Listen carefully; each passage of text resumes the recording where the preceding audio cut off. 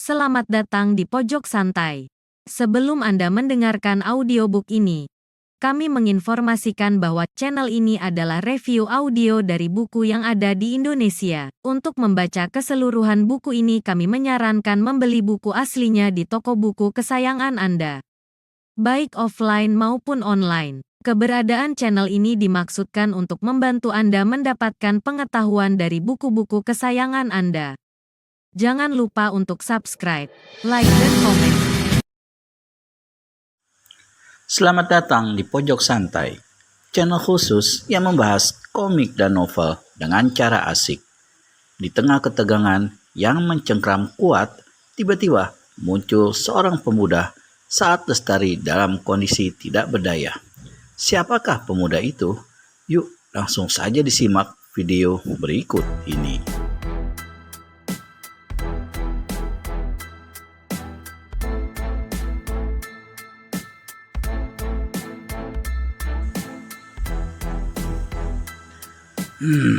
Ronggo, siapa manusia ini?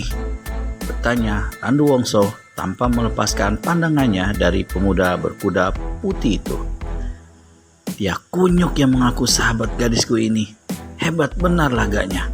Seperti gadis ini miliknya. Ayo Randu, menolongku, jangan kepalang tanggung. Hajar dia sampai mampus. Randu Wongso seorang yang banyak pengalaman. Walau jelas pemuda di hadapannya itu tampak sederhana, namun dari gerak-geriknya jelas dia membekal ilmu yang tidak rendah. Apalagi suara bentakannya tadi begitu keras menggetarkan liang telinga. Sebelumnya ia pun telah mendengar cerita Ronggo bahwa pemuda ini memiliki ilmu pedang yang jauh lebih tinggi dari yang dikuasai ayahnya. Padahal sang ayah bergelar Raja Pedang Kota Raja. Orang muda, teguran Randu Wongso. Kulihat tampangmu cukup keren. Apa tak sayang kalau wajahmu yang cakap itu menjadi cacat seumur hidup? Lebih baik lekas angkat kaki dari hadapan kami. Pemuda berkuda putih alias Panji Kenanga menyeringai. Bagusnya kalian berdua berlutut minta ampun. Jika itu kalian lakukan, aku bersedia membatalkan niatku untuk menghajar kalian berdua. Randu Wongso tertawa gelak-gelak. Tiba-tiba ia hentikan tawanya dan berkata, baiklah orang muda. Jika itu maumu, aku menurut saja. Aku akan berlutut di depanmu. Lihat. Kedua lutut Randu Wongso menekuk. Tubuhnya perlahan turun ke bawah seperti orang yang memang siap berlutut. Namun sesaat sebelum kedua tempurung lututnya menyentuh tanah, didahului oleh bentakan yang menggetarkan seantero belantara, tubuhnya mencelat ke depan. Yah! Kaki kanannya kirimkan tendangan keras ke dada Panji Kenanga. Murid mendiang Brahmana Lokapala itu untungnya telah bersiap sedia. Dengan sigap, ia berkelit ke samping. Wush! Tendangan lawan lewat. Randu susul dengan pukulan juga tidak berhasil. Sebagai balasan, Panji lepaskan dua jotosan. Satu menghantam ke salah satu tempurung lutut, lainnya ke sambungan siku tangan kanan Randu Wongso. Serangan balasan itu membuat Randu kaget, tapi tak dapat membuatnya jadi kecut. Kaki kirinya yang masih menginjak tanah digerakkan sedikit. Gerakan kaki kirinya yang masih menginjak tanah digerakkan sedikit. Gerakan kaki ini membuat tubuhnya miring ke belakang dan meluncur ke bawah. Sekaligus, dia berhasil mengelakkan kedua serangan balasan Panji Kenanga. Si pemuda tahu betul bahwa mengelak dengan cara seperti yang dilakukan Randu Wongso adalah sangat berbahaya dan hanya bisa dilakukan oleh orang-orang yang benar-benar berilmu tinggi.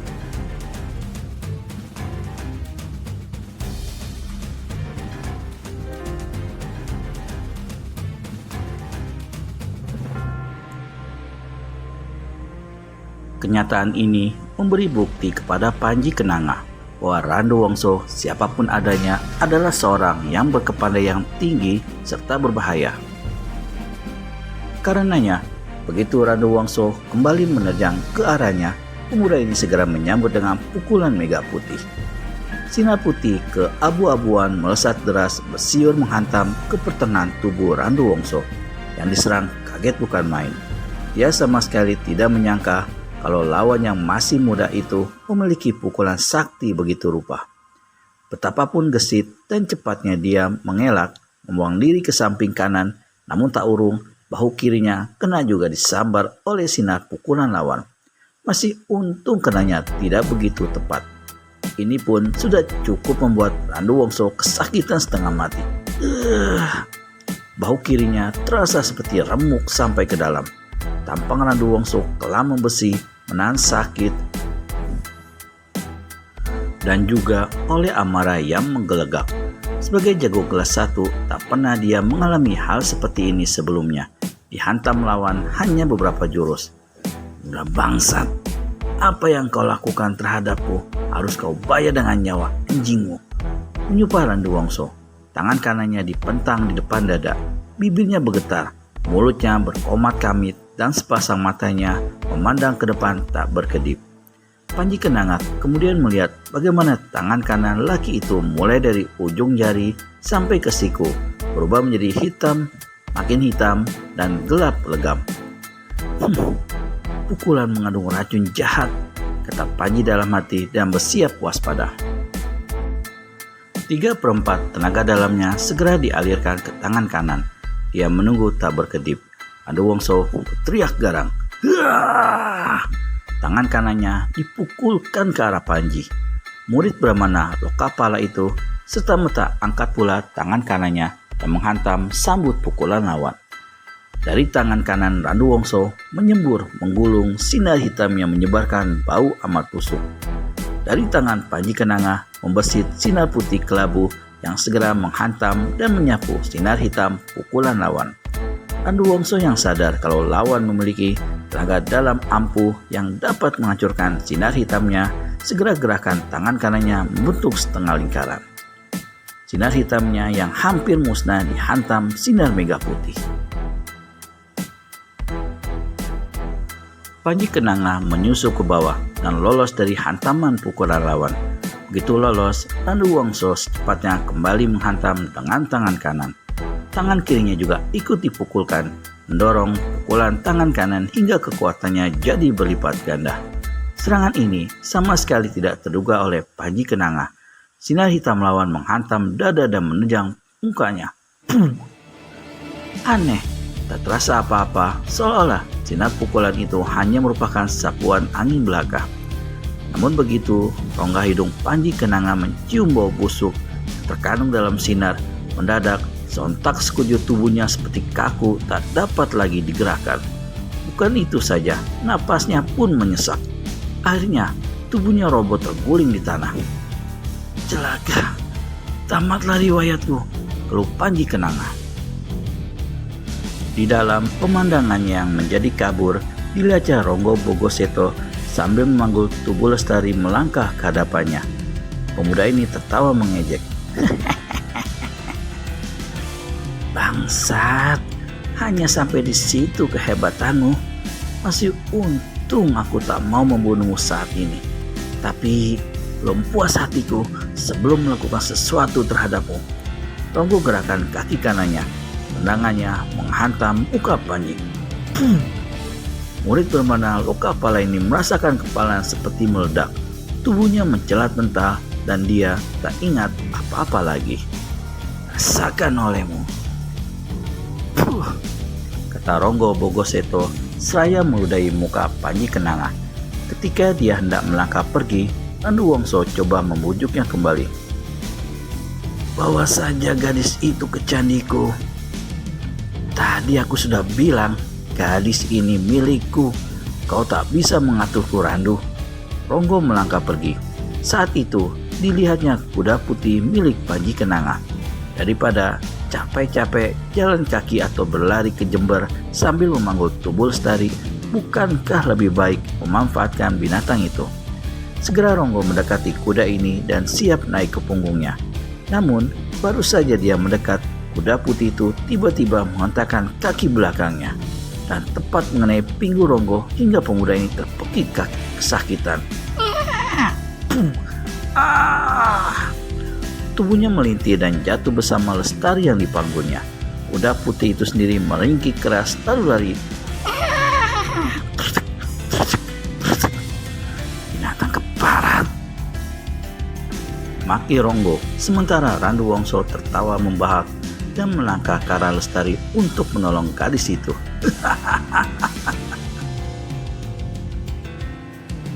Bagaimana selanjutnya nasib Lestari?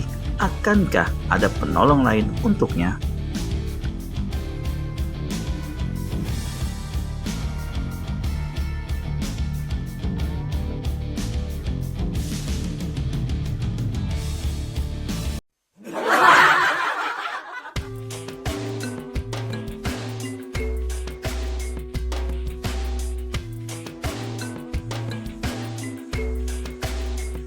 Ketika dia hendak melangkah pergi, Randu Wongso coba membujuknya kembali. Bawa saja gadis itu ke candiku. Tadi aku sudah bilang, gadis ini milikku. Kau tak bisa mengaturku, Randu. Ronggo melangkah pergi. Saat itu dilihatnya kuda putih milik Panji Kenanga. Daripada capek-capek jalan kaki atau berlari ke Jember sambil memanggul tubuh Lestari, bukankah lebih baik memanfaatkan binatang itu? Segera Ronggo mendekati kuda ini dan siap naik ke punggungnya. Namun, baru saja dia mendekat, kuda putih itu tiba-tiba mengontakkan kaki belakangnya. Dan tepat mengenai pinggul Ronggo hingga pemuda ini terpekik kesakitan. Tubuhnya melintir dan jatuh bersama Lestari yang dipanggulnya. Kuda putih itu sendiri meringkik keras lalu lari. Binatang keparat, maki Ronggo, sementara Randu Wongso tertawa membahak dan melangkah ke arah Lestari untuk menolong gadis itu. Randu, awas ya, jangan sentuh gadis itu. Bukan dia, tapi aku yang harus kau tolong dulu. Teriak Ronggo Bogoseto ketika dilihatnya Randu Wongso hendak memegang lengan Lestari. Dengar ucapan Ronggo itu, terpaksa Randu membatalkan niatnya menolong Lestari. Kini dia membantu Ronggo berdiri. Nasibmu amat sial hari ini, Ronggo. Kuda pun berani menyerangmu. Tutup mulutmu, tukas Ronggo kesal. Tangan kanan yang patah terasa sakit. Untung saja balutan kain dan kayu penopang lengan itu cukup kuat. Kalau tidak, patahan tulang yang berusaha disambungkan itu akan terbuka kembali. Dengan susah payah, dia mengangkat tubuh Lestari, lalu berlutut dan menaikkan kembali gadis itu ke bahu kirinya. Aku akan ikut kau ke Jember. Randu Wongso mengambil keputusan. Aku tak butuh kau lagi, Randu. Kau boleh kembali ke candimu dan meneruskan pekerjaanmu menggeluti tubuh perempuan hitam manis itu, kata Ronggo yang tak senang akan maksud Randu mengikutinya. Sobatku, apa kau lupa janji yang kau ucapkan? Kau akan memberi tambahan uang karena aku telah bantu meringkus gadis itu. Mendengar kata-kata Randu itu, Ronggo jadi jengkel. Tahumu hanya uang dan perempuan. Apakah ada hal lain yang diperlukan manusia di dunia ini selain uang dan perempuan?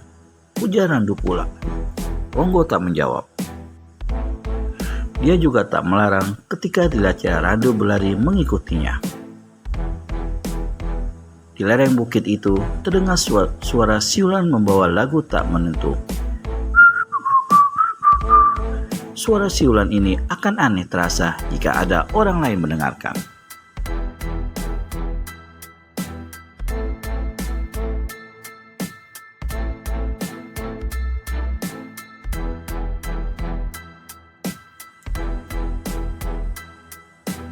Bukan saja karena lagu serta irama yang disiulkannya tidak menentu, tetapi suara siulan itu sendiri demikian kencangnya hingga mengalahkan deru angin yang bertiup dari barat ke timur.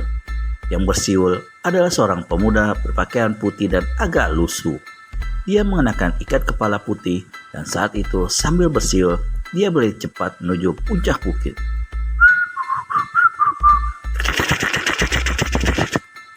Sampai di puncak bukit, dia hentikan lari, berdiri sambil memandang berkeliling.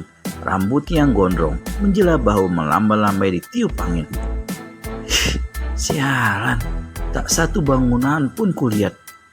Pemuda ini memaki pada dirinya sendiri. Di mana sebenarnya letak candi laknat itu? Pemuda ini menyelidik ke ujung puncak bukit sebelah timur. Dengan penasaran, sambil garuk-garuk kepala, dia kemudian lari ke bagian barat. Pemuda ini menyelidik ke ujung puncak bukit sebelah timur. Dengan penasaran, sambil garuk-garuk kepala, dia kemudian lari ke bagian barat. Tetap saja tak satu bangunan pun yang tampak dari tempat itu.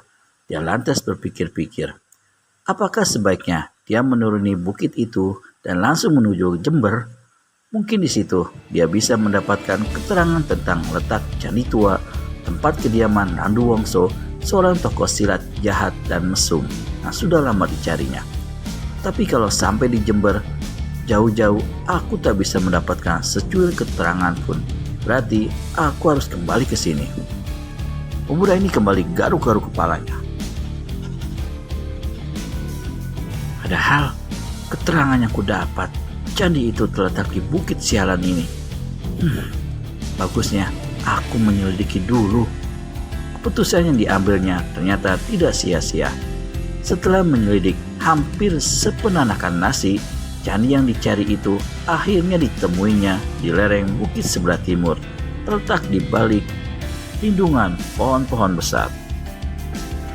Pemuda ini tidak segera memasuki candi. Dia memutari bangunan tua itu beberapa kali sambil memasang mata dan telinga.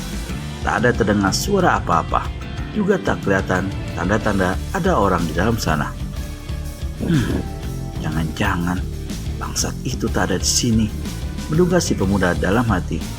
Setelah mengelilingi candi itu sekali lagi, dia melangkah ke bagian depan candi dan langsung masuk ke dalam bangunan tua ini. Sepi, tapi di sudut candi sebelah sana dilihatnya sebuah lampu minyak menyala, hampir padam karena minyaknya tinggal sedikit. Lampu itu, desis si pemuda. Baginya, berarti si penghuni candi tua tersebut tak ada di situ. Pergi tanpa mematikan lampu, dan perginya pasti sudah lama, paling tidak sejak malam tadi.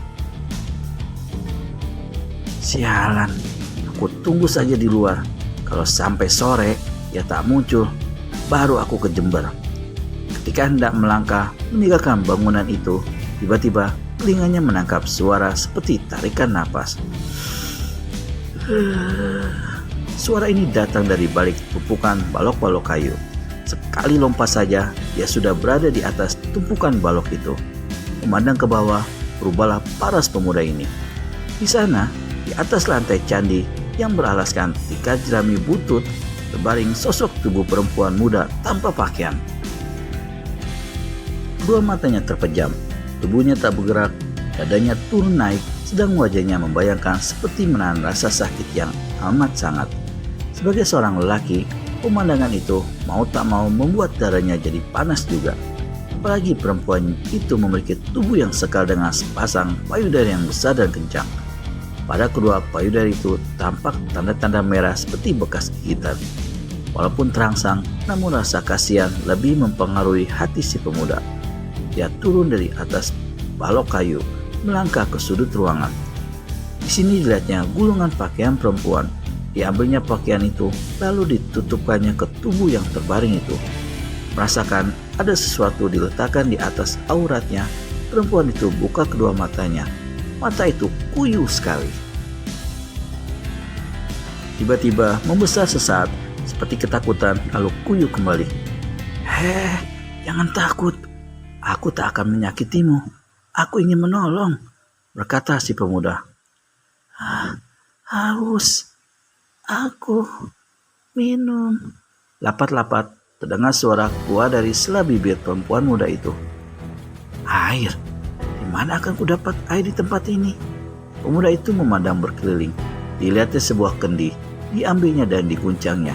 Terdengar suara air di dalam kendi itu. Segera pemuda ini berlutut dan menempelkan bibir kendi ke bibir perempuan itu. Setelah minum beberapa teguk dengan susah payah, wajahnya tampak agak segaran. Pemuda itu menunggu beberapa ketika lalu berkata, "Kalau kau bisa bicara, katakan apa yang terjadi." Kau siapa?" "Namaku Wiro Sableng. Kau tak usah takut. Kau bukannya orang jahat atau kawan lelaki yang memperkosaku tadi malam?" "Hah? Siapa yang memperkosamu?" "Ada 2 orang." Bagaimana kelanjutan penyelidikan Wiro Sableng alias pendekar Kapak Maut Naga Geni 212? Temukan jawabannya di video selanjutnya hanya di channel Pojok Santai. Segera subscribe dan tekan tombol lonceng untuk mendapat notifikasi video terbaru dari kami. Terima kasih dan sampai bertemu kembali.